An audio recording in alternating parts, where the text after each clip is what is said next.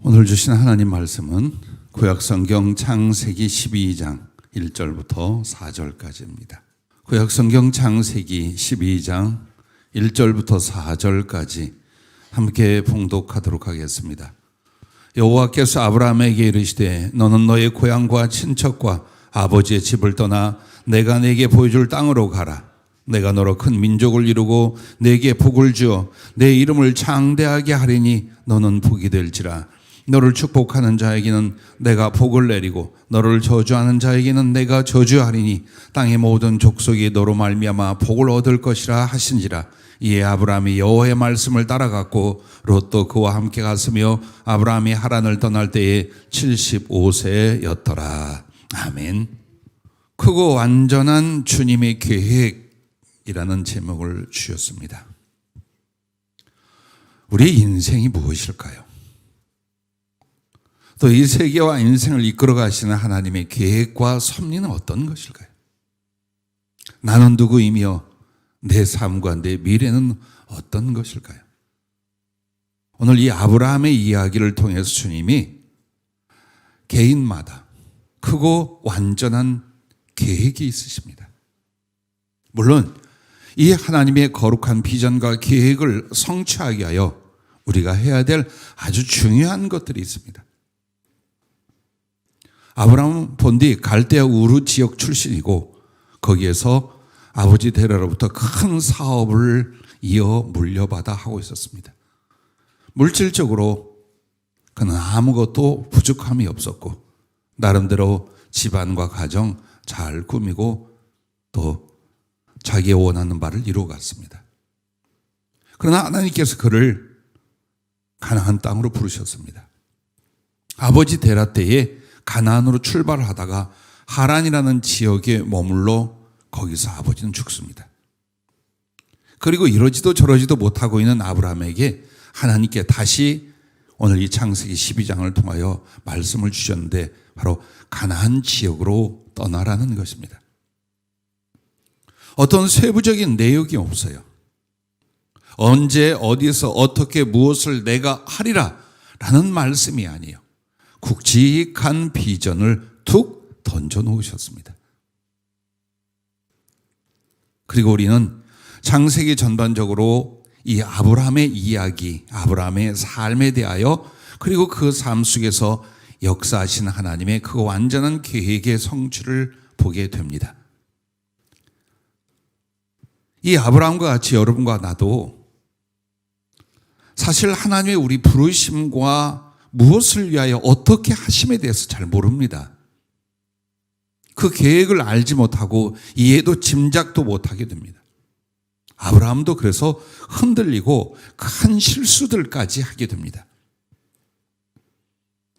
그러나 하나님은 당신과 아브라함을 위한 크고 완전한 계획 그대로 결국 이끄시고 성취하셨습니다. 오늘 여러분에게도 나와 주님을 위한 크고 완전한 그 계획이 있다라는 것을 잊지 마시기 바랍니다. 그러나 잘 모릅니다. 어떻게 이끄시고 어떻게 섭리하는지를 잘 모릅니다. 그래서 마음 조미에 우리는 생각합니다.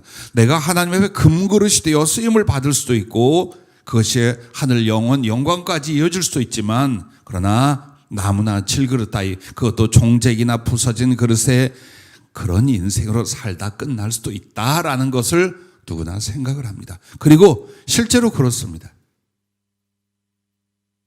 존재는 같고 인격은 같다 하지만 여러분과 나는 삶의 종말에서 크고 위대한 금그릇으로 하나님을 담고 하나님으로부터 쓰임을 받고 이 구원과 영광이 한까지 이어지는 사람들도 있을 것입니다. 그러나 정말 하잘데기 없는 인생같이 여겨질 나무나 질그릇 따위로 내가 살았구나 하고 인생을 끝낼 수도 있습니다. 그러면 하나님은 누구는 금그릇으로 계획을 갖고 누구는 나무나 질그릇으로 계획을 세우셨을까요? 그렇지 않아요. 각자에게 가장 완전한 행복한 그리고 주님의 영광을 위한 계획이 있음을 믿으시기 바랍니다. 할렐루야. 그래서 여러분과 나에게 오늘 우리는 하나님의 계획과 섭리를 다 알지는 못합니다. 그러나 분명히 나를 위한 크고 완전한 주님의 계획이 있고 그 계획은 아주 크지 않은 어떤 나의 주님 앞에 그릇됨을 인하여 성취되게 하신다는 걸 확신하시기 바랍니다.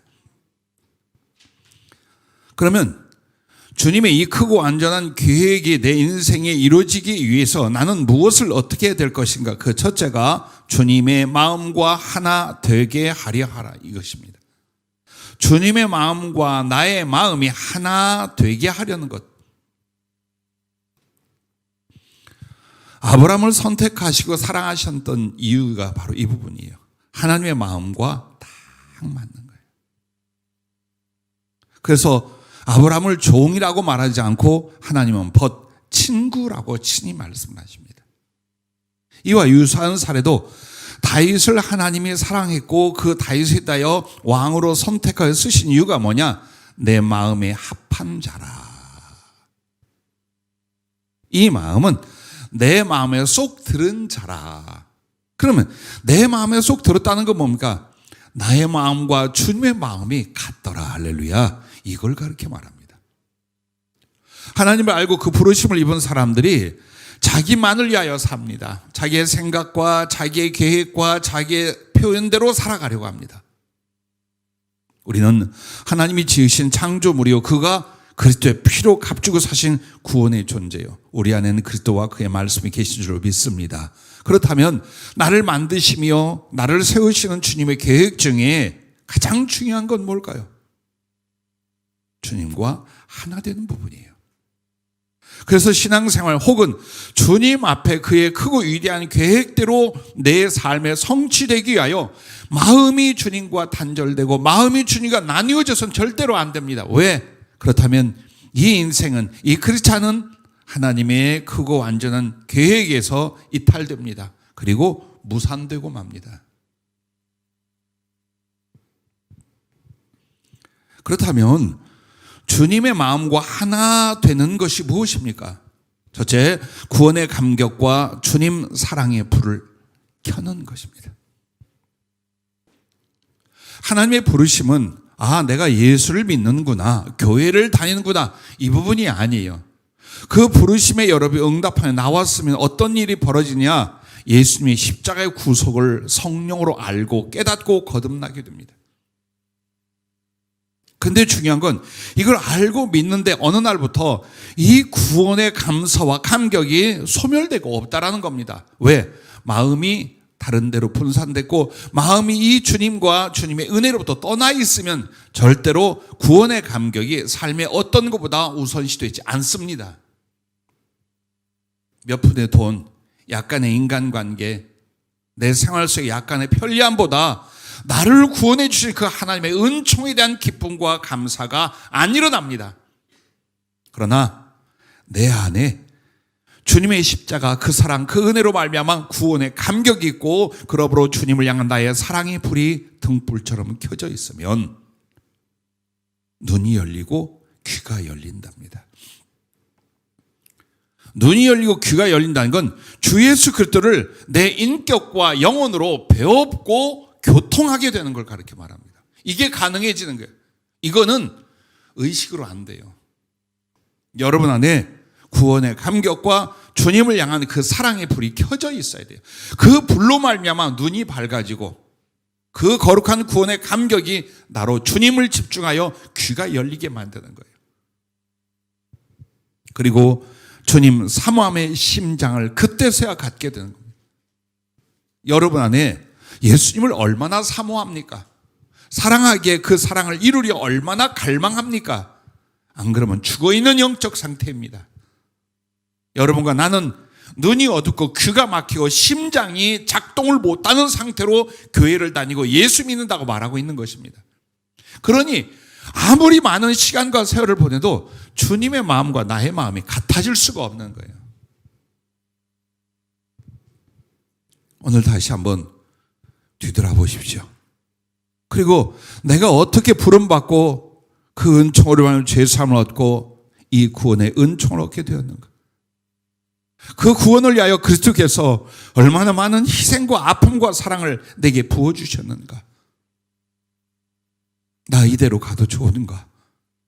어쩌면 꺼져가는 듯한 내 안에 주님을 향한 사랑이 지식과 감정으로 의지로 다시 한번 등불처럼, 아니 횃불처럼 타오를 수 있기를 주님의 이름으로 축복합니다.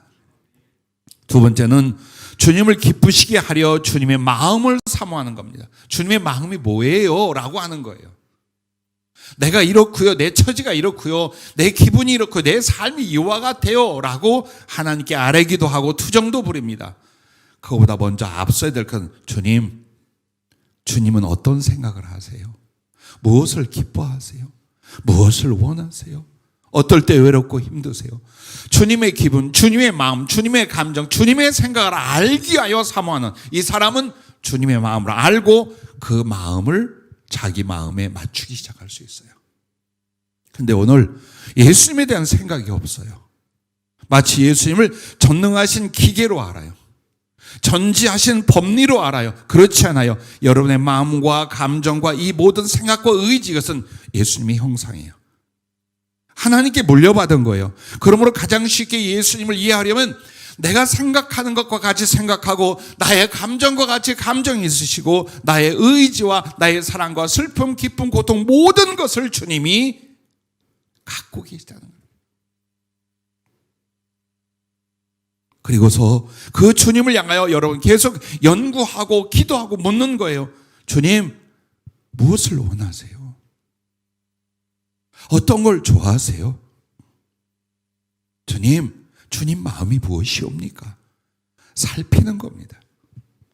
여러분이 섬기고 사랑했던 사람들과의 경험이나 지금의 실제 생활이 있다면 알 거예요. 살핍니다. 기분이 어떤지, 뭘 좋아하는지, 뭐를 싫어하는지. 그러나 사람에게 관심이 없잖아요. 그가 좋아하고 아파하는 것도 아무 상관이 없어요. 관심도 없어요. 예수님께 대해도 마찬가지라 그 말이에요. 조금만 집중해도 느끼고 알 수 있어요. 한번 물어보세요. 주님, 지금 뭘 원하세요? 내가 어떻게 해드릴까요? 1000가지 만가지의 주의 음성이 들고 그의 감화가 일어나요. 근데 이걸 딱 닫아. 이걸 딱 닫고 나 힘들고 죽을 것 같고 어렵고 괴롭고 이것만 생각하는 거예요. 그래서 우리는 주님의 마음을 느끼지 못하더라. 그분을 살펴 생각해 드릴 수가 없더라라는 결과가 오는 것입니다. 짐작되는 막달라 마리아를 누가복음 7장에서 보십시오. 주님께 치료를 얻고 은혜를 받은 시몬이라는 사람이 예수님을 초청하여 잔치하는데 이건 형식이었고 사람들 앞에 과시하게 한 것뿐이었습니다. 전혀 예수님을 섬기고 존귀 있게 대접하는 일이 없었습니다. 그러나 7 귀신이 들리고 죽어가던 이 사람을 살려준 예수님, 그를 향한 막달라 마리아 어떻게 항상 모든 생각과 눈과 마음이 주님을 향해 있었어요. 주님 지금 어떠실까? 주님 저 때는 어떨까? 주님 뭘 원하실까? 졸졸졸 그 마음은 사랑하는 예수님 향해 항상 쫓아다녔어요. 그러다 보니까 바리새인 시몬 집에서 우리 주님은 몹시 멸시를 당하고 계셔요. 존귀함을 받으실 주님이 멸시를 당하고 있어요. 지극히 외로운 주님에게 진정한 사랑과 우애가 없어요. 그리고 주님은 어떻게 우리를 위하여 죽으실지 알고 있어요. 자, 예수님을 살폈어요. 예수님의 마음과 그 상황을 살폈어요. 그리고 그가 대뜸 사람들의 멸시와 의심 속에서도 불구하고 향유 옥합을 가져옵니다. 그리고 아무도 씻겨드리지 않은 주님 발을 붙들고 통곡하며 그 눈물로 주님 발을 적시고 여인의 영광이요 자존심인 긴 머리를 풀어서 수건 대신 주님 발을 닦아요. 그리고 자기의 모든 것인 향유를 깨어 붓고 그 발에 입맞추기를 쉬지 않았다. 그런데 주님은 이걸 어떻게 이해하신 줄 압니까? 저의 사랑함이 많음이라. 무시하고 멸시받고 있는 그 자리에서 이 막달라 마리아의 행위와 가슴은 주님을 향한 사랑으로 충분히 주님께 위로와 기쁨이 되어드렸어요. 신앙생활에 감동은 어떻게 일어난 줄 아십니까? 예수님의 은혜는 어떻게 받는 줄 아십니까? 그의 마음을 이해하고 느낄 때예요. 그분의 생각과 감정과 그분의 마음과 뜻을 한 편씩 이해하고 느낄 때예요. 그때 외에는 모든 게 다 형식으로만 예수님에 관하여 생각합니다. 아, 주님 마음이 이렇구나. 주님이 이렇게 아파하셨구나. 주님이 이렇게 함께 하셨구나. 주님이 이렇게 해드린 걸 기뻐하시는데 바로 이 부분들입니다. 주님과 마음이 하나 되려 한다는 건 여기에서 일어납니다. 아브라함 역시 어려서부터 그와 같은 가슴이었습니다. 전승에 의하면 아버지 데라가 지역에서 우상들을 만들어 파는 큰 사업을 했어요. 그때 당시 여호와께 대한 지식과 정확한 믿음이 없던 시대였어요.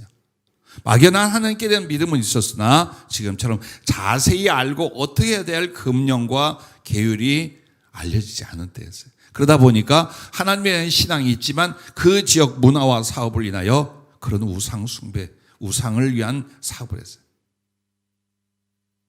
그때 어린 아브라함의 이야기가 나와요. 그 우상을 다 때려부십니다. 그러면서 어려서부터 어떻게 하나님의 마음을 살피고 그런 와중에 하나님의 부르심을 받고 그 완전하고 크고 주님의 계획을 향하여 이 사람은 삶의 이끌림을 받게 돼요. 그리고 그가 하나님을 만난 순간들 모든 순간마다 그의 응대는 이것이에요. 여호와께 단을 쌓았더라. 하나님이 무엇을 기뻐하고 이 상황에서 하나님이 뭘 원하는지 그가 알아요. 신앙생활에서 살았다라고 하는 건 이 부분이에요. 주님의 마음을 알고 느끼기에 나 그 주님의 마음을 같이 하거나 이루어드리려는 것. 여러분 이 부분입니다. 이걸 놓치면 이걸 가르쳐 형식과 유선이라고 하는 것입니다. 세 번째는 자 주님의 마음과 내가 하나 되려고 하면 어떻게 되는가? 주님의 소원과 마음을 이루어 드리려 해야 합니다. 주님의 마음이나 슬픔이나 생각을 아는 걸로 끝나는 게 아니에요. 내가 그걸 이루어 드려야지. 내가 주님을 기쁘시게 해드려야지. 그래. 그래서 여러분의 소원이 나오고 꿈이 나오고 비전이 나와야 돼요. 내가 살다 보니까 이게 내 꿈이고 이것이 좋아 보니까 나의 비전이고 하나님 이걸 들어주세요. 자, 지금까지 이렇게 살았습니까? 이렇게 하면서 우리가 신앙생활에 했습니까? 도대체 그 여러분의 꿈과 여러분의 비전, 여러분의 계획은 어디서 나온 겁니까? 다시 한번 보세요. 어디서 나온 거예요? 내 삶 속에서, 내 욕망 속에서, 내가 좋아 보이는 결단 속에서 어디에서 나온 겁니까? 주님의 마음에서입니까? 주님의 소원이었습니까? 주님을 기쁘시게 하는 그의 마음을 헤아렸기 때문에 그 속에서 내 꿈과 비전과 소원이 나온 것입니까? 잘했습니다. 아주. 가난해도 실패해도 그건 괜찮아요. 그러나 돌이켜볼 때 지금 내가 소원하는 나의 비전과 삶의 바램은 그냥 내 삶에서 나왔어. 혹은 내 육신적인 생각 속에 나왔어. 조정하십시오. 조절해야 됩니다.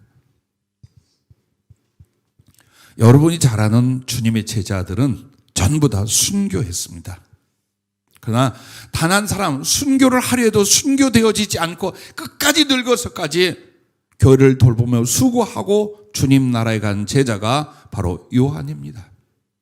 그런데 이 요한의 삶에서 보면 그 결정적인 게 어디에서 일어나냐? 예수님의 마음을 알아요. 그리고 그 예수님의 마음의 소원을 들어요. 그리고 남은 인생을 그렇게 살아요. 그럼 그게 어디서 나오느냐? 십자가 밑에서. 주님이 체포당하여 고난당하실 때에 같이 함께 고난당하거나 죽임을 당할까 봐 나머지 제자는 다 도망을 칩니다. 큰 소리치고 다짐했던 제자를 다 떠났습니다.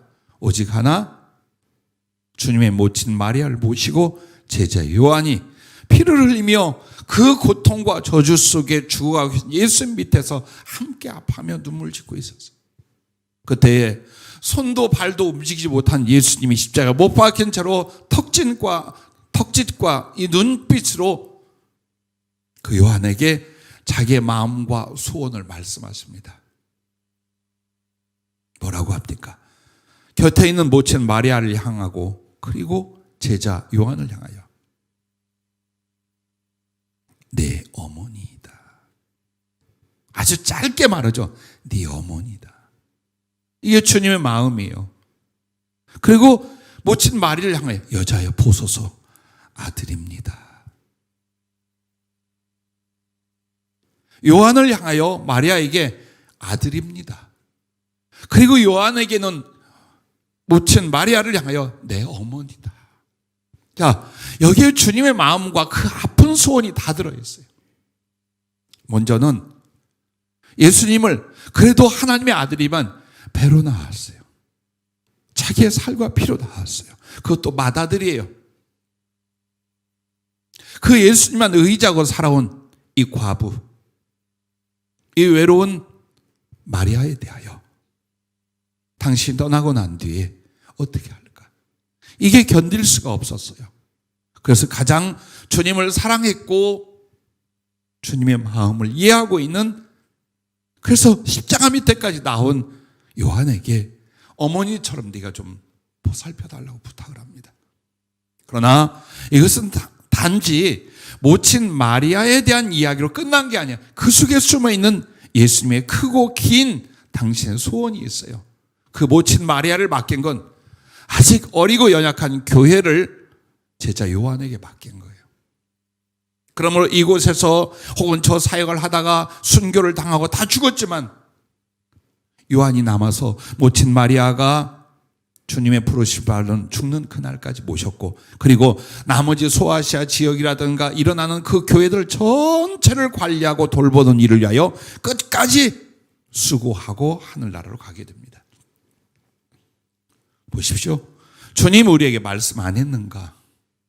주님이 당신의 마음을 우리에게 알리지 않는가? 알립니다. 말합니다. 다만 알고도 그 주님의 마음과 소원을 이루어 드리려 하지 않는 이기적이고 무정한 우리들의 가슴에 회개가 일어나지 않기 때문입니다.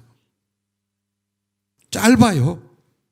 그냥 순식간에 지나갈 우리들의 인생에 하나만 생각해요.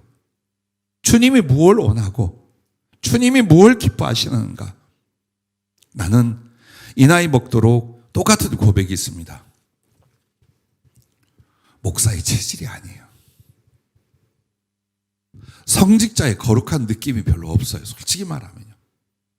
기질도 자유분방하고 세고 즉흥적이고 덜렁대고, 슬쩍 지나가는 사람들은 제가 온전한 줄 알아요. 그러나 여러분처럼 오래 가까이 있어 보니까 편한 이웃집 아저씨 같을 거예요.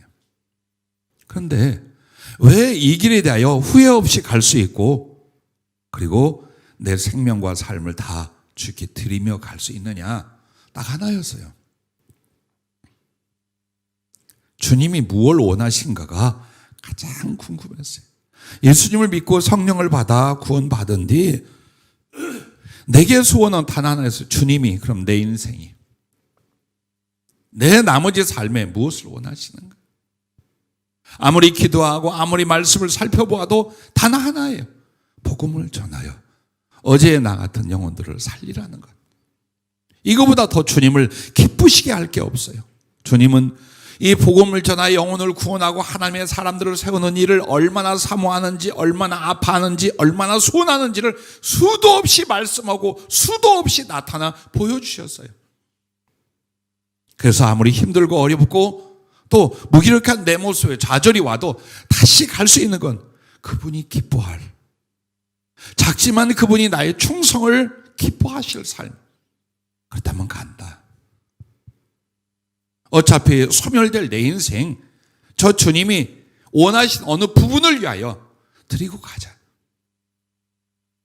나는 여러분들이 여러 각자의 생각과 삶이 있지만 그 속에서 주님의 마음, 주님의 소원을 알고 그것을 이루어 드리려 하는 그 노력 자체가 주님의 마음과 하나 되어 있는 줄로 믿습니다. 할렐루야. 바로 그 부분이에요.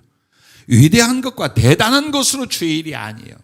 마음이 주님과 하나 되어 있어요. 이건 얼마든지 여러분이 엄청난 은혜를 받지 않아도 여러분의 신앙 인격으로 해내야 되고 해낼 수 있는 부분이에요. 두 번째는 주님은 분명히 우리를 향한 금그릇으로 가장 큰 사랑과 그리고 당시의 영광을 위하여 쓰고자 하고 세우고자 하는 계획이 있어요. 거기에 대하여 우리는 어떻게 할 것인가? 주님의 비전과 언약을 모시라, 즉 받으라 이 말이에요. 즉 여러분 예수 믿고 교회를 다니는 사람들은 그냥 이렇게 소일되다가 어느 날 죽어서 하늘나라 가는, 이게 주님의 섭리와 계획이 아니에요. 구체적으로 있어요. 더 아름답고 더 위대하고 더 온전하고 더 행복할 수 있는 주님이 원하는 나를 향한 계획들이 있어요. 그래서 여러분이 아브라함처럼 혹은 성경의 인물들처럼 분명히 여러분의 인생에 말씀해 주시거나 다가오셔서 나타내셨거나 여러분의 가슴에 확신을 주셨거나 하는 주님이 나를 향한 비전과 언약이 있었어요. 혹은 있을 거예요. 분명히 앞으로 있어요. 만약 이것이 없다면 전혀 예수님으로 말미암아 어떤 영적 교제가 없는 사람이란 뜻이에요. 다른 건 듣는데, 다른 건 느끼는데 나를 향한 주님의 비전과 꿈에 대해서는 내가 받은 적이 없다. 그럴 수 있을까요? 주님이 그 부분은 함구하고 다른 말씀만 하실까요? 그렇지 않아요.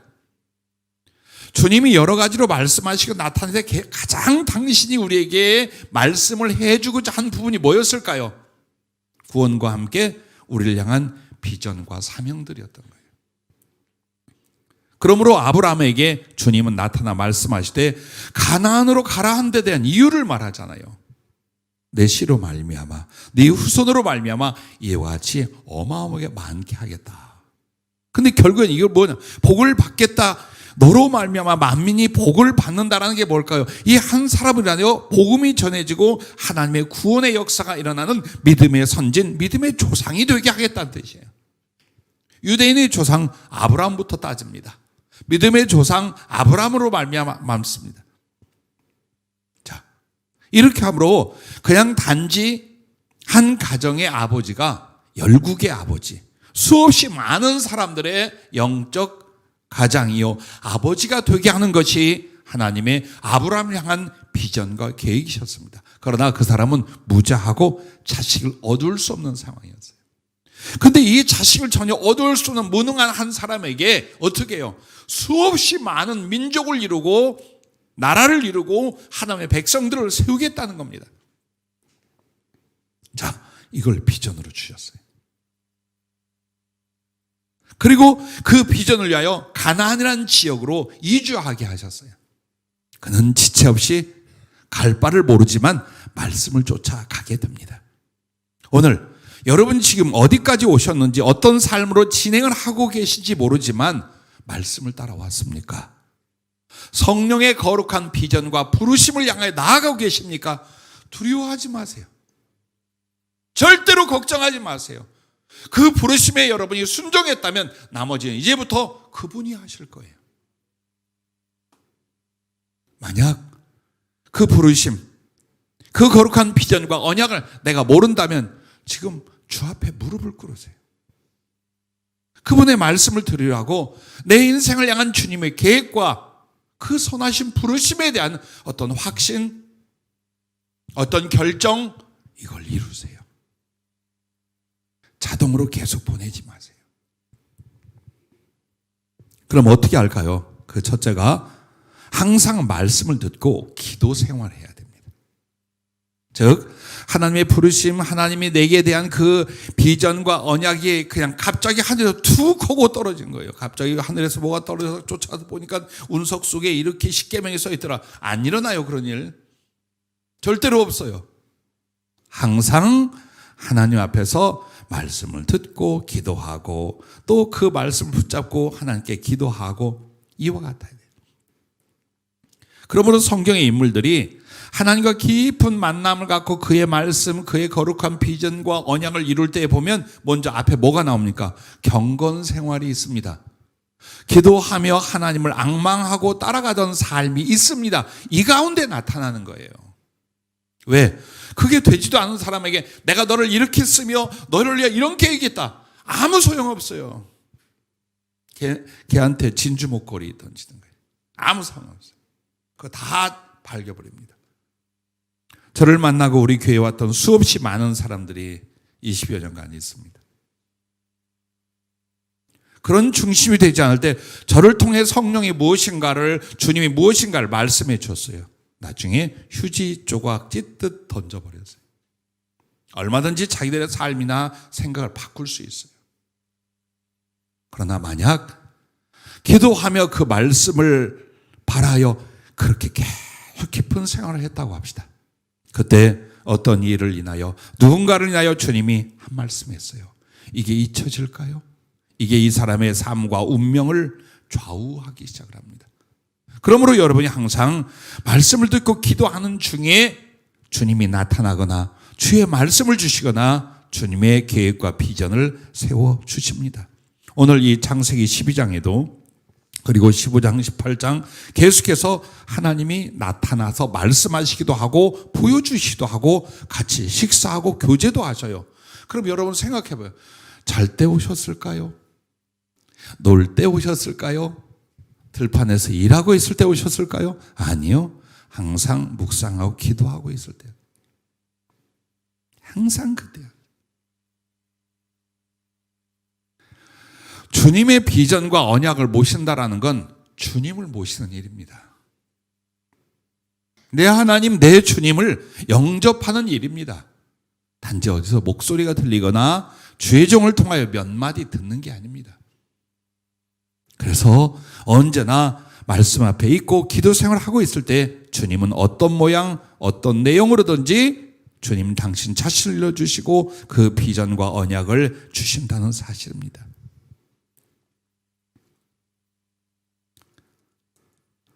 그래서 7절과 8절에 보면 여호와께서 아브라함에게 나타나 이르시되 내가 이 땅을 내 자손에게 주려 하신지라 자기에게 나타나시 여호와께 그가 그곳에서 제단을 쌓고, 그리고 8절 말씀에도 여호와께 제단을 쌓고 여호와의 이름을 부르더니입니다. 항상 기도하고 항상 하나님의 말씀에 귀 기울이며 그를 섬기려는 그의 삶을 가리켜 말해요. 그렇습니다.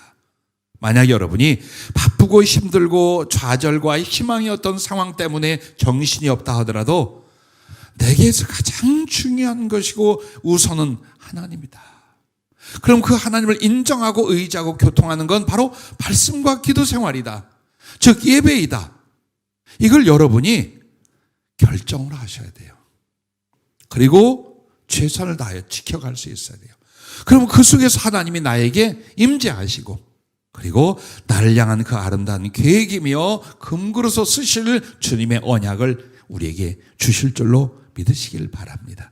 두 번째는 주신 비전과 언약에 자기를 드려야 합니다. 자, 어느 날 하나님께서 정말 내게 나타나셨어요. 예수님의 형상으로. 그리고 말씀을 주셨어요. 이렇게 살아라. 내가 너를 이렇게 쓰겠다 그랬어요. 그런데 자기 생각에 너무 힘들어 보여. 행복해 보이지 않아. 이 생고생만 할 것 같은 길이야. 그래서 경험은 했는데 마음과 삶은 그쪽으로 들이질 않아요. 끝! 그 사람은 그 하나님의 비전과 계획이 그걸로 끝나버립니다.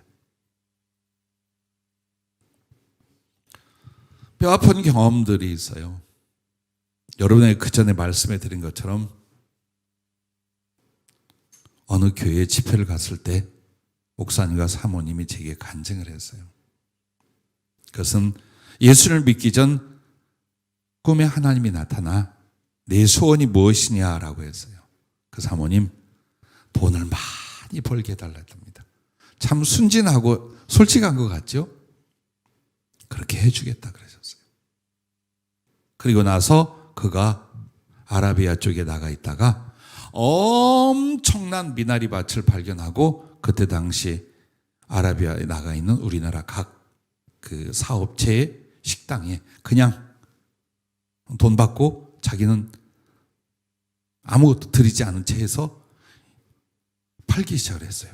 그렇게 돈을 모으고 미국에 땅을 샀고 미국으로 이주하고 큰 화훼 단지 여러 농장을 경영하게 됐어요.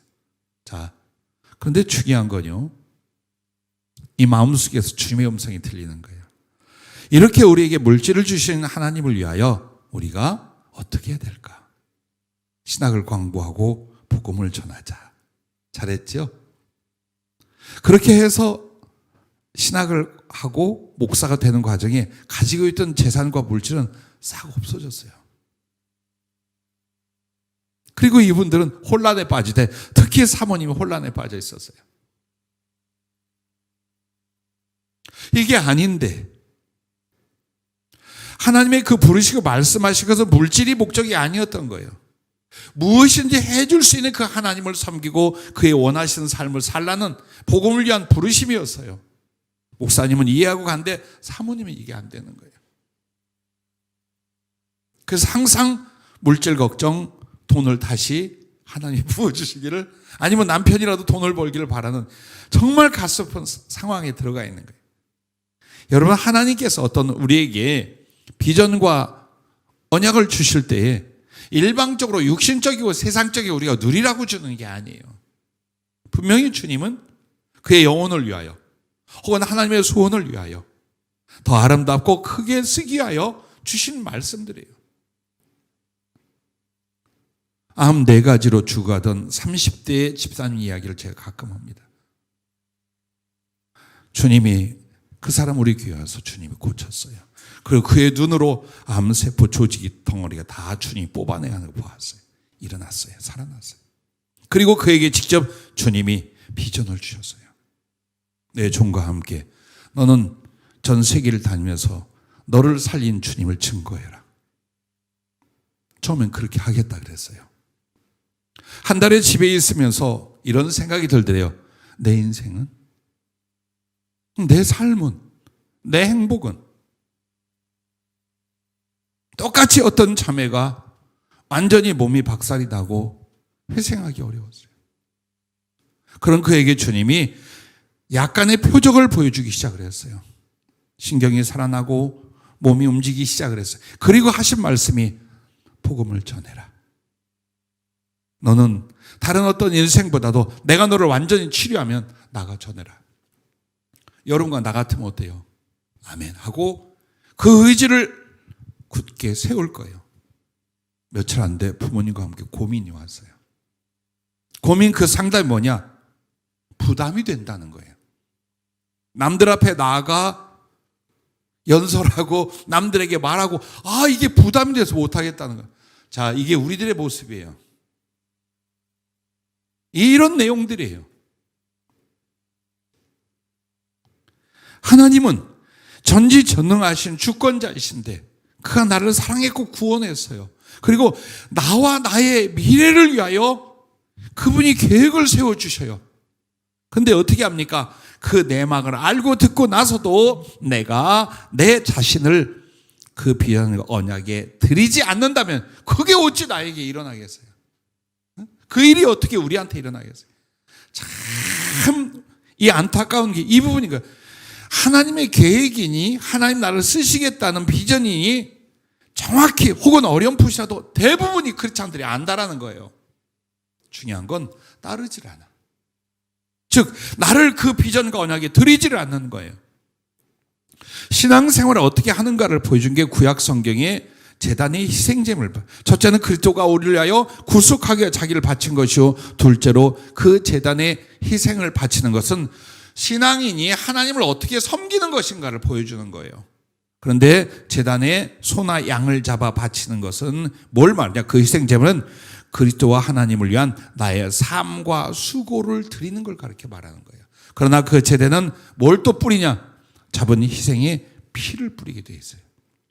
그 제단에 피를 뿌리는 건 주님을 향한 나의 사랑과 목숨을 드리는 걸 가르쳐 말하는 거예요.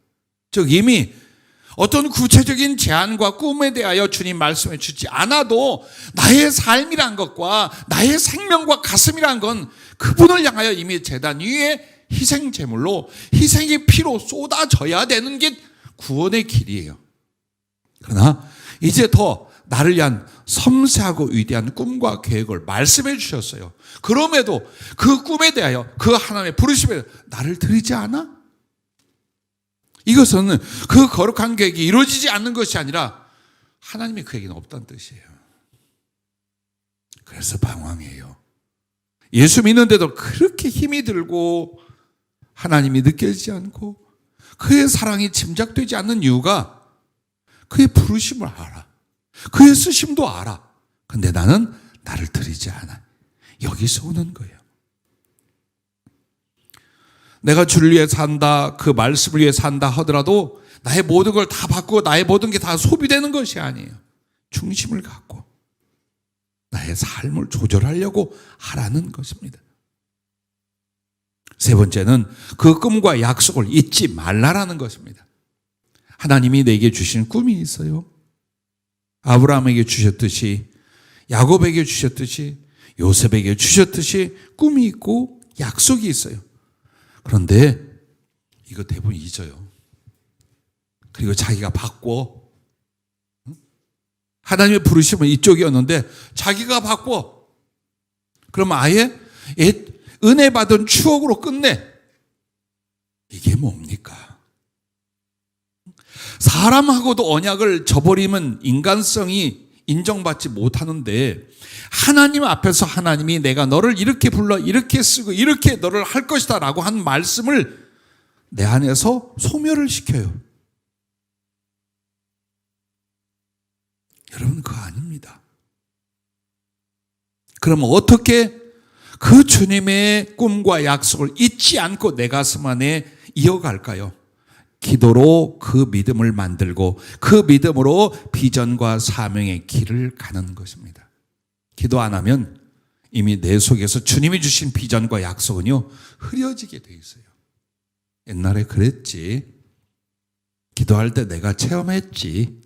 어떤 목사님이 성령으로 말한다고 했지 하고 그 계획과 비전 자기 속에서 세상이란 걸 인하여 죄성 있는 인격성을 인하여 지워져 가게 돼 있어요. 그런데 날마다 기도하는 거예요.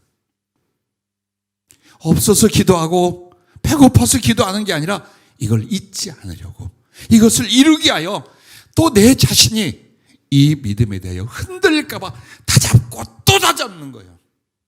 난 여기에서 기중을 받고 뿌리가 되어 내릴 것이다. 이 말씀과 이 꿈에 대하여 나는 뿌리가 내리고 열매가 될 때까지 난 이기고 또 이기고 간다. 그거 기도하는 사람만 가능해요. 왜? 현실은 다르거든요.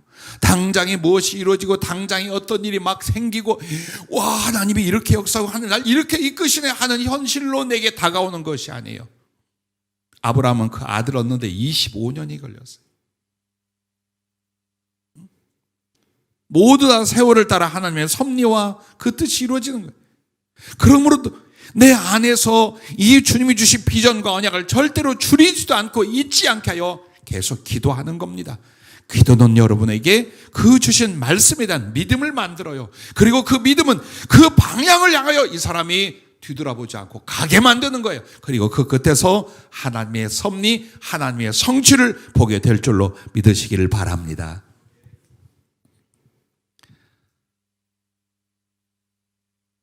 여러분 비전과 언약을 받았어도요 가볍게 여기면 무효예요. 하나님이 말씀했는데 성령으로 성령이 하신 말씀을 여러분 어떻게 내가 너에게 여차저차 하면 이것을 주리라만 기억합니까? 여러분 보세요. 왜 그런 믿음을 가져요? 어떻게라는 과정이 있잖아요. 네가 무엇이 되면, 네가 무엇을 하면 내가 이것을 이루라 하시고, 근데 무엇을 하면이 빠지면 이것을 주리라, 이것이 되리라도 없어지는 거예요. 하나님이 우리를 처음부터 종재기로 만들려고 한 게 아니었어요. 깨진 그릇으로 만들려고 한 게 아니었어요. 나무나 질그릇 따위로 만들려고 한 게 아니에요. 누가 그걸 만들어 갑니까? 내가 지금 그렇게 하고 있잖아요. 그러므로 조금씩만 돌아다보고 조금씩만 나를 만지고 조금씩만 주님을 하는 의식을 받고 가도 분명히 주님이 주신 약속과 비전은 여러분 인생이 이루어져요. 이루어지게 돼 있어요. 자, 마지막 세 번째는 이것입니다. 순종하여 그릇을 만들어 가라. 이것입니다. 그거 완전 주님의 나를 향한 계획이 있어요. 그의 성취를 위해서라면 내가 그것을 이뤄내는 것이 아니에요. 주님 앞에 내가 주님의 마음과 하나 되려 하라. 주님의 비전과 언약을 내가 모시는 것. 그리고 나서 순종하며 그릇을 만들어 가는 것입니다. 참 이 그릇이라는 비유가 적절해요. 그릇이라는 건요, 담기는 거예요. 나라는 그릇에 예수님을 담아주시고 그의 은혜를 담아주시고 그의 약속을 담아주시고 그리고 그 약속대로 풍성을 담아주셨으면 그 다음에 어때요? 퍼주는 거예요. 만민에게 복음을, 많은 사람의 사랑을, 그리고 우리 주님을 대접하기 위한 나의 충성을 퍼주는 거예요. 그런데 담아달라고만 하는 거예요. 모든 예수 믿는 사람이 주시옵소서 여기다 담아. 뭐 할 건데? 덮어놓으려고요. 썩어요. 어떻게 주님을 섬기고 어떻게 다른 영혼들에게 퍼줄 것인가에 대한 그릇이 돼야 돼. 그리고 그 그릇은 아주 중요한, 제일 중요한 한 가지만 말을 하면 순종이에요. 많은 성품, 많은 신앙에 대한 묘사가 있을 수 있지만 하나만 말을 하면 순종이 얼만큼 이루어질 수 있느냐. 그게 바로 그 사람의 그릇의 질이며 크기며 쓰심이 되는 것입니다. 순종하는데 거기다 뭘 담겠습니까? 순종하는데 어떻게 하나님이 쓰시겠습니까? 순종하는데 어떻게 하나님과의 사랑을 이루어 나가겠습니까? 그러므로 이 아브라함의 인생을 보면요, 계속해서 주님께서 그를 말씀하고 계획을 세워주시고 그 다음에 뭐하냐? 주님 말씀과 은혜를 주신 뒤에는 순종을 시험하신다. 이 부분이에요. 자, 여러분도 비전을 받았고 은혜를 받고 뭐 다 경험했잖아요. 근데 주님이 뭐하고 계셔? 뒷짐지고 계신 것 같은 시즌을 경험하셨을 거예요. 내가 꿈을 꾸거나 환상을 보거나 목사님을 통해 예언을 받거나 혹은 기도하다가 응답을 받으면 이것이 팍팍팍 이루어져야 되는데 그게 아니라 말씀만 해놓고 당신은 뒷짐을 지고 있는 것처럼 내게, 내 인생에, 내 사업과 삶에 뭐가 흔적이 없는 거예요. 약오르죠? 염려되죠? 나중에는 회의까지 일어나지요? 예, 주님이 지금 뭘 하고 있는 거예요? 순종하는지 안 하는지 시험하여 보고 계세요. 이스라엘 백성의 40년은 무엇 때문이라 그랬어요? 주님의 말씀으로 사는지 안 사는지 시험하기 위한 거예요. 내게 순종하는지 안 하는지 시험하기 위한 것이었어요. 오늘 여러분의 수고나 연단이라 말하는 그 시간들은 고생시키려는 게 아니에요. 그 와중에도 사랑에 대해 순종하고 충성에 대해 순종하고 주님을 향한 그 말씀에 대해 순종하고 있는가를 보려는 거예요. 이것만 하면 끝. 다 한 거예요. 다 하는 거예요, 그걸로. 무너진 아브라함의 순종에 대한 게 두 개가 나오잖아요. 창세기 12장에 보면 기근을 피하여 이 가나안에 가 있다가 애굽으로 내려가요. 근데 그 말씀하면 남방으로 남쪽으로 점점 내려가다가 기근을 당하니 애굽으로. 그 남쪽이 어디야? 애굽이에요. 이집트 쪽이에요. 그러니까 가나안에 그냥 머무는 게 아니라 조금씩 환경과 처지를 따라 애굽 쪽을 향해 내려가고 있었어요. 아브라함이 거기를 가가지고도 가면 안 돼. 그냥 가나안에 머물라 했어요. 가나안에 머물려고 하는데 기근이 와 있잖아요. 변명할 수 있잖아요. 얼마든지. 그래서 애굽으로 갔어요. 애굽으로 갔다가 자기 와이프 바로 왕이 잡아갔어요. 아내라고 말하지 않고 너무 미인이요 절색이라 행여 아내 데려가고 자기 죽일까 봐 누이라고 했어요. 오누이라고 말했어요. 그래서 바로 왕까지 그 미모가 소문이 가서 당장에 그러면 후궁으로 보내라. 엄청난 은금 갖다 재산 주면서 와이프 데려갔어요. 하나님 다시 찾아오게 만들었지만 그 정말 기가 막히는 환난을 당합니다. 또 한번 보세요. 자식 준다 그랬는데 나이는 점점 먹어가는 거예요. 이 80, 90 막 넘어가네? 아내도 경수가 끊어져서 이제 더 이상 인간적으로는 바라볼 게 없어요. 그래서 아브라함의 아내 사례가 어떻게 말합니까? 애굽에서 데리고 여자 종이 하나 있어요. 하갈이라고. 아직 젊어. 이 사람 당신 데리고 자서 우리 자식 만듭시다. 이 아브라함이 그렇게 믿음 좋고 경건한 사람이지만 여기서 흔들려요. 여러 가지 변명이, 그래, 하나님이 자식을 준다 했는데 이 여인을 통하여 주겠지. 그러므로 이것저것 윤리 개념 뭐 할 거 싹 넘어가. 이 사람 첩으로 맞아들이고 이스마엘을 낳게 됩니다. 그리고 집에 갈등과 고통의 환란이 일어나고 그게 지금까지 와요. 아랍 족속들과 이스라엘이 지금도 왼수가 되어 싸우는데 이 아랍 족속의 조석이 바로 그때 하갈을 통해 난 이스마엘이에요. 지금까지 오는 거예요, 그게. 그냥 하나님이 나를 통해, 내 아내를 통해 직접 주실 걸 믿고 기다리는 게 무엇이었어요? 순종이었어요, 그게. 근데 그 기다림이 안 되는 거예요. 힘들고 의심이 일어나고. 자, 비슷한 상황에들 계시죠? 어쩜 오늘 설교가 꼭 내 이야기 같다. 예, 여러분 이야기예요. 그리고 나의 이야기예요. 우리는 내 눈에 보이고 손에 잡히는 걸 하나님의 뜻, 하나님의 섭리, 하나님의 일하심이라고 생각하려고 그래요. 그렇지 않아요. 제일 중요한 하나님의 일은 네가 순종하는가 보자예요. 어떤 상황에서도 어떤 순간에도 하나님을 바라고 하나님께 순종할 수 있는가를 보자라는 거예요. 왜? 그것만 하면 다 할 수 있어요. 그것만 된다면 무엇인지 내게 이룰 수 있고 무엇인지 나를 통해 하실 수 있기 때문이에요, 여러분. 50년이 걸려도 70년이 걸려도 우리 주님은 와, 세월 너무 빨리 갔어, 많이 갔어. 아니요, 껐떡도 안 하십니다. 그래서 오늘 여러분과 내가 주님 앞에 할 때요, 항상 그 조카로 또 소돔과 고모라로 가면 안 돼요. 가나안 땅에 있어야 돼요. 그런데 어디가 더 좋을까 생각하다 보니까 그쪽에 하면 돈을 많이 벌고 재산을 늘리기가 좋다 싶어 소돔과 고모라를 결정하여 결국 패가 망친, 다 전체가 다 무너지고 말잖아요. 무엇 때문이었어요? 순종하는가 안 하는가, 주님이 이걸 보고 있어요. 그래서 오직 순종으로 주님 쓰실 금그릇이 되려 해야 합니다. 즉 나의 재능과 물질과 능력을 가지고 주님 앞에 쓰임 받으려고 하지 말고 내가 얼마나 깊게 그리고 온전하게 그리고 길게 순종할 수 있는가에 대한 그릇을 만드는 거예요. 이것뿐이에요. 이걸 해야 완전하고 위대한 하나님의 나를 향한 계획이 성취됨을 믿으시기 바랍니다. 내가 그걸 이루려고 하는 게 아니에요, 여러분. 내가 이룰 수 없잖아요. 얼마나 많은 실패를 했습니까? 정말 눈앞에 다가왔고 내 손에 잡은 것 같으나 날아가 버리는 새처럼 우리들의 꿈, 우리들의 계획, 우리들의 사업, 우리의 일들, 심지어는 가정 문제, 집안 자녀 문제들까지 얼마나 많은 아픔과 실패가 있었습니까? 왜? 내가 다 해보려고 하기 때문에. 우리는 오늘 할 수 있는 게 그래요.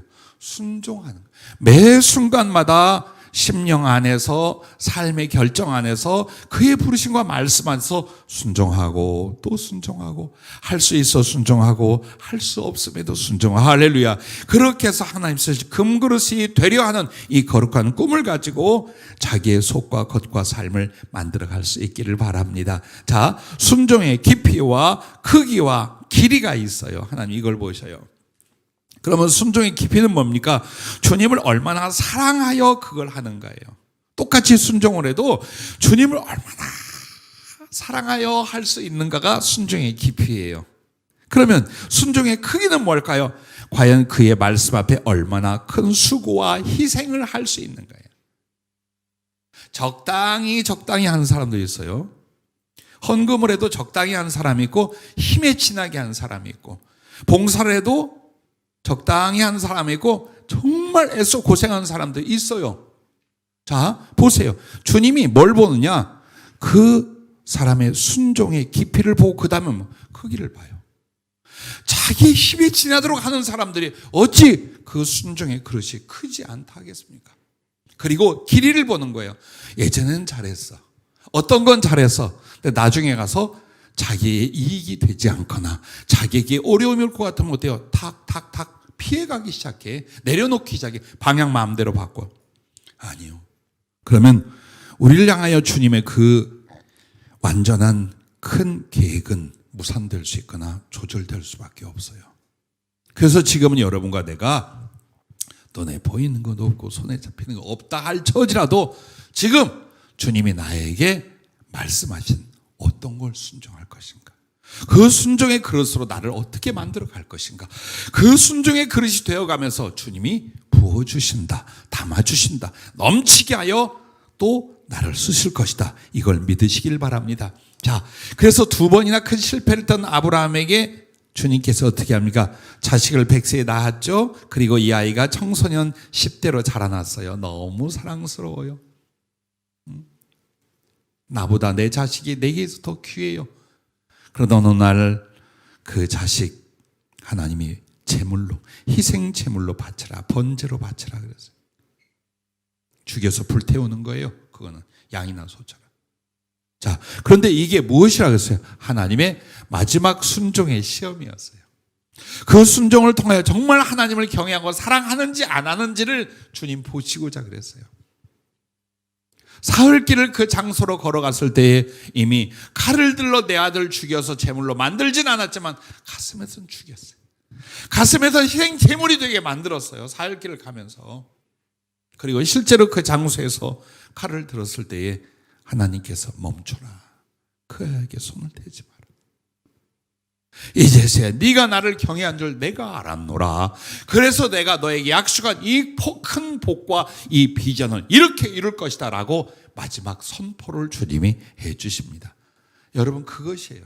우리도 그러니까 우리는 이것이 지금 순종을 보시는 주님의 기회와 그 순종을 통하여 내가 어떻게 만들어져 간다는 것만 생각을 했어도 얼마나 아름다운 그릇의 성장들이 있었겠습니까? 한번 생각해 보세요.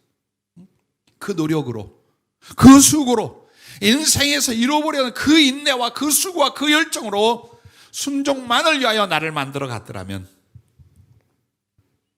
우린 더 빠르지 않았을까요? 더 온전함에 이르지 않았을까요?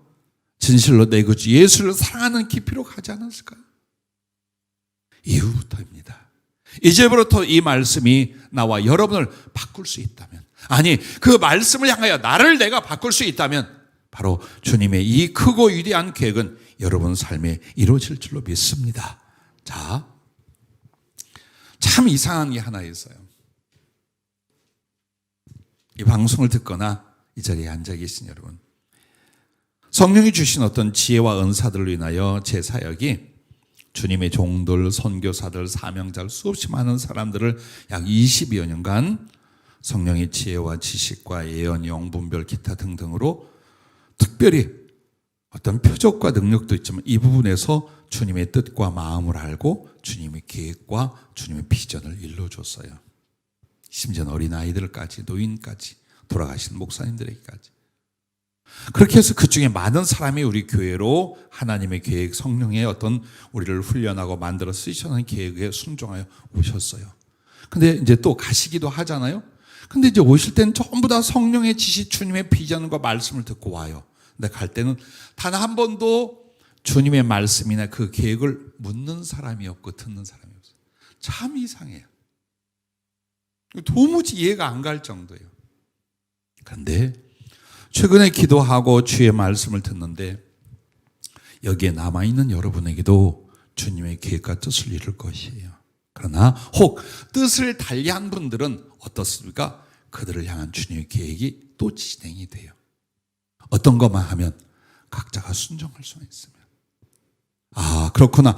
우리 교회 테두리 안에서만 주님의 뜻을 이룬 건 아니에요. 혹 그들이 갈등 때문에, 오해 때문에 방향을 바꿨을지라도 아직 주 안에서의 순종과 사랑이 있다면 주님 어때요? 더 크고 넓은 일을 이루시는 거예요. 왜? 우리 교회가 크기가 이만하다면 지금 밖으로 나가 있는 분들까지 합치면 어떻게 돼요? 이 하나님의 계획과 사역은 이렇게 넓어지고 커지는 거예요. 이 생각은 않는 거예요. 누가 옳으냐 그러냐의 문제가 아니에요. 잘 생각하세요. 이후부터는 여러분이 또 혹시 인생과 사역의 방향을 바꾸실 수 있어요. 그러나 항상 잊지 마세요. 그때는 갈등이었어도 이후에 내가 순종하여 주님의 더 나은 그의 깊이 있는 지혜 있는 온전한 뜻이 이루어질 것을 여러분 가슴에 두시고, 또 우리들의 지난 과거의 동료들도 여러분 조금이라도 간격 두지 마세요. 난 이 생각이 들어요. 우리가 나아가야 되는데, 더 많은 사역과 혹은 선교를 위하여 움직여야 되는데 그러지 못하자 바로 이런 분들에게는 어쨌든 거리적으로, 지역적으로, 그리고 비전적으로 더 넓게 주님이 심고 계시구나. 난 그게 믿어져요. 그러므로 항상 이곳에 있든지 밖에 나가 있든지 혹은 미국에 보낸 우리 믿음의 형제들까지 정말로 더 넓고 큰 하나님의 계획과 그 거룩한 뜻이 이루어질 것을 믿습니다. 중요한 건 바로 오늘 이 말씀들이었고, 그리고 이제 여러분과 나에게 순종 부분에서 이걸 기억하래요. 마지막으로는 주님 이루시고 쓰시고 하는 내용의 재능을 준비해야 돼요. 이걸 우리가 이제 놓치는 거예요. 마음은 순종을 하는데 보세요. 이 순종도 매우 중요한 부분이에요. 아브라함이 믿음의 조상이요 열국의 아비가 됩니다. 그러면 그냥 뭐 자식 낳아서 알아서 자손들이 다 퍼지고 이게 아니에요. 그에게 있어 제일 중요한 부분을 우리가 성경에서 잘 생각 안 나는 부분이 있어요. 그는 첫째로 하나님 앞에 하나님을 경외하는 훈련을 철저히 받아요. 왜? 나머지 혈육도 나머지 관계된 사람도 그렇게 또 양육을 해야 될 사람이에요. 그러므로 자기가 영적 가장으로서의 경건 훈련이 안 되면 어디다 쓰겠어? 거기에 대해서 그는 어때요? 훈련 받고 자기를 개발합니다. 그리고 보세요. 가족, 동지, 군대를 지도 인솔을 합니다. 인격적으로, 재물 관리로, 그리고 전쟁을 감당할 무력으로 다 준비를 해요. 아브라함은 그냥 이렇게 조용히 살던 집의 할아버지가 아니에요. 그는 그의 집안과 동지들, 즉 한마디로 뜻을 같이하여 갈대우르 하란에서 나온 사람들이 어마어마해요. 그가 길리온 군대 중에 자기 조카 롯을 돕겨요 318명. 300명이 넘은 군대를 이끌고 가요. 그러면 식솔들과 가족들과 또 나머지 하면 몇천 명이 움직였어요. 아브라함이. 그 중에 정말로 아버지 역할, 왕의 역할, 지도자의 역할을 철저히 만들어갑니다. 그래서 아브라함을 쓴 거예요. 모세 보세요. 어떻게 훈련을 했는가. 여러분이 잘 아는 성경에 요셉을 보세요. 13년 동안 그가 어떻게 훈련하고 준비를 했는가. 다윗을 보세요. 왕이 되기 전 그가 어떻게 재능을 준비했는지. 다니엘을 보세요. 어떤 재능을 준비시켰는지. 바울을 보세요. 어떤 재능으로 그가 준비되었는지. 보세요. 그냥 마음만 내가 순종해요. 그게 아니라 주님이 자꾸 이 일을 내가 시킬 거야. 이것을 맡길 거야. 너를 이렇게 쓸 거야. 그러므로 인격은 이렇게 하고 지식은 이렇게 하고 영성은 이렇게 하고 혹은 공부는 이렇게 하고 전부에게 말씀하셨어요. 바로 이걸 준비하는 것도 순종이에요. 그래서 여러분 똑같이 마음이 같다고 한다면 나머지는 그 방향과 부분에 쓸 수 있는 재능을 어떻게 이 사람이 더 개발하고 준비했느냐에 따라 더 요긴하게 혹은 머리로 이 사람을 쓰는 거예요. 항상 여러분과는 이 부분을 잊지 마시기를 바랍니다. 오늘로 이 세 가지 말씀을 통해 딱 하나예요. 내 구주 예수를 더욱 사랑. 바로 이 부분이었어요. 많은 세월과 시간이 흘러간 것 같지만 여러분 돌이킬 수는 없어요. 그러나 우리가 지금부터 그 지나간 시간과 나의 신앙을 모아서 앞으로 오늘 이 말씀이에요. 어떻게 해서 주님의 마음과 내가 하나 되려 하는 것, 그리고 주님의 비전과 언약을 받아서 나를 거기에 드리고 인생을 맞추려 하는 것, 그리고 사소한 일에서부터 큰 일까지 순종의 그리스도에게 하는데 어떤 의지로 이렇게 하는 게 내 주님을 더 사랑할 수 있다는 거예요. 정말 예수님을 진심으로 조금이라도 더 사랑하고 그 사랑이 하늘까지 이어지고자 하는 거룩한 의지와 바탕으로 말미암아 여러분 주님의 계획이 여러분한테 이루어질 수 있기를 바랍니다. 여러분 무거운 짐을 내려놓으라고 주님 고백시에서 그랬어요. 그게 네가 하는 게 아니야. 네 인생 네가 꿈꾸는 것 혹은 너를 향한 나의 계획을 네가 이룰 수 있는 게 아니야. 너는 나를 따르고 나를 사랑하고 나를 의지하고 내게 배워.